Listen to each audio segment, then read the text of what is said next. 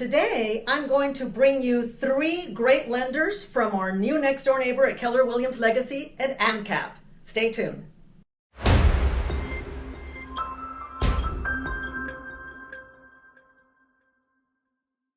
Good morning, and I'm here today at AmCap, our new neighbor at Keller Williams Legacy, as well as a lender that is going to be servicing our agents and clients as well. So I'm here with Bill Bain, and Bill, why don't you tell us what is so different about AmCap? I've worked for a number of different local lenders over my 11-year career, and I would say the thing that I've liked best about AmCap, I've been here for 2 years now, the thing that I like about AmCap is that there are no company overlays. We pre-qualify people based on standards that are set by Fannie Mae and Freddie Mac. And it's very frustrating as a loan officer to go through that process with somebody and then have your employer tell you, oh, hey, because their credit score isn't at least 640, you have to cap them at a 40% debt to income ratio. AmCap doesn't do that to us. We literally have no company overlays. If the automated underwriting system that's set up by Fannie Mae and Freddie Mac approves the loan, we're doing that loan. Awesome. Yeah. That's great to know, because there's a lot of people that probably don't have 620 or 640. What do you do if the score isn't exactly where you want it to be? This has kind of been almost a passion of mine since I started doing this years ago. I noticed right away that when you pull a credit report, you also get a little button that shows you how could you increase this score. Usually it has to do with paying down revolving debt, okay, because available credit is very important to the computer. If your whole credit score was based on one credit card that had a $1,000 limit and you've got $990 charged against that card, you have $10 worth of available credit, and the computer doesn't like you very well. You're a bad risk, right? If you sprain your ankle and can't go to work for a couple days, how are you going to pay your bills? Take that same card, pay it down to $10, all of a sudden you have $990 worth of available credit and you're a rock star for all the things. So that is something that we can work on with people. Sometimes it's real short term like that. Sometimes it's a 3-month plan. But our commitment to you is we have no round file. When you send us a lead, a lot of loan officers look at it this way. I can do this loan, I can't do this loan right now today. If I can't do this loan right now today, it goes in a round file. We do not have a round file. We've got systems set up with drip campaigns to keep in touch with these people and make sure that if they're not ready to go today, we will get them ready for you. And we'll have deals next summer.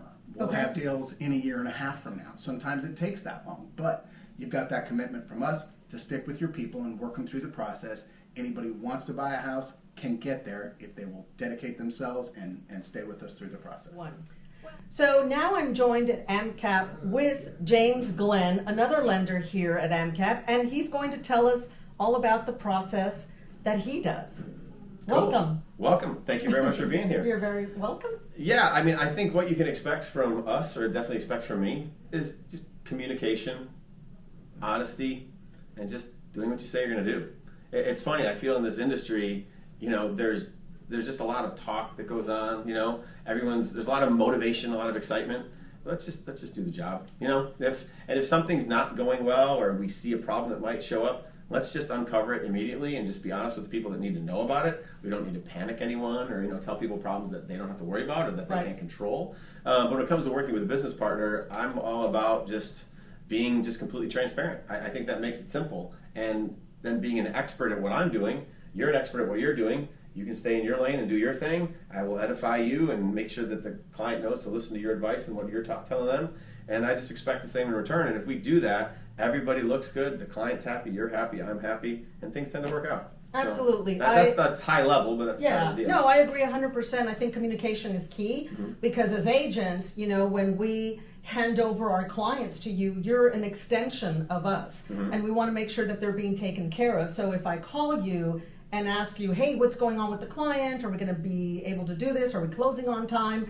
And like you said, just be upfront and honest. That's all we're asking for.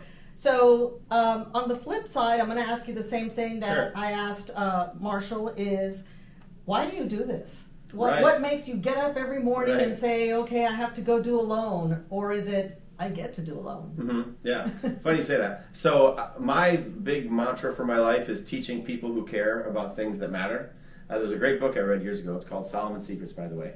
by Robert Jeffress. And at the end of the book, it's a very short book, but I've used it in student ministry for like 20 years with young adults. And I figured I should probably do that too. And you end up coming up with kind of like your mission statement for your life. Mm-hmm. And what I love about this industry, and there's a lot of crazy ways that people get into this, right? But the point is that I get to pretty much teach people every day, you know, because this is not taught in school. How to buy a house, how to get a mortgage, how to save money, people aren't taught any of this. So I love being that person that gets to service someone during this pretty intense and important part of their life. Mm-hmm. You know, they say that purchasing a home is like top 3 biggest decisions you're going to make in your life. Yep. Who's your spouse going to be? You know, where are you going to live? Are you going to purchase or not? Yep. And I've heard a bunch of different statistics. I don't know which one's exactly true, but I know for sure that the homeowner population controls more than 1,000 times the amount of wealth that the non-homeowner population controls. So if you can help someone become a homeowner, that can really be the step in the right direction for definitely their life and their family, but then, you know, generations to come. So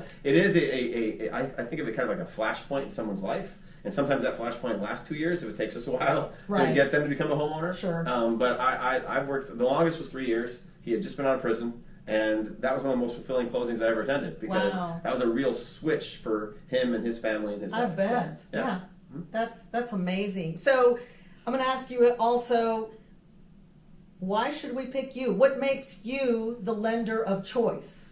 Yeah, great question. What's the differentiator, right? What's the value add? Exactly. I don't know. I guess you have to like someone. You have to trust them.